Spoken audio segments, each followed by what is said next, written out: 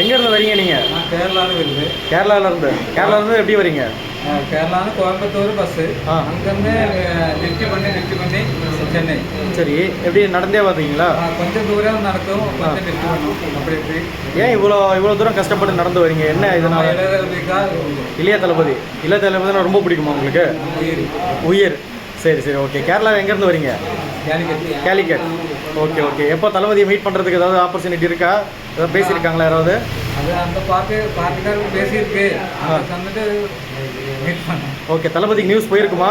உங்களுக்கு ஏதாவது இன்ஃபர்மேஷன் வந்ததா? தெரியாது. நான் கேரளாவில். ஓகே. நமக்கு தளபதி பார்க்கல, அந்த ஆள் கேரளத்துக்கு வரும். சரி, ஓகே. என்ன ஆச்சாலே அந்த ஆள் ஒரு படத்துக்கு 200 கோடி சம்பளம் கிடைக்குது. ஓகே. அந்த காசு ஒய்வாக்கிட்டு தான் மக்களுக்கு தான் வருது. ஓகே.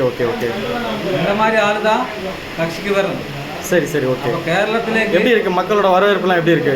அங்கே உயர்ந்த வைக்க ஒரு பேர் ஆகும். ஓகே, 2026 நம்ம அவரை முதலமைச்சர் சீட்டில் உட்கார வச்சிடலாங்களா? சிஎம் விஜய் தான். ஓகே.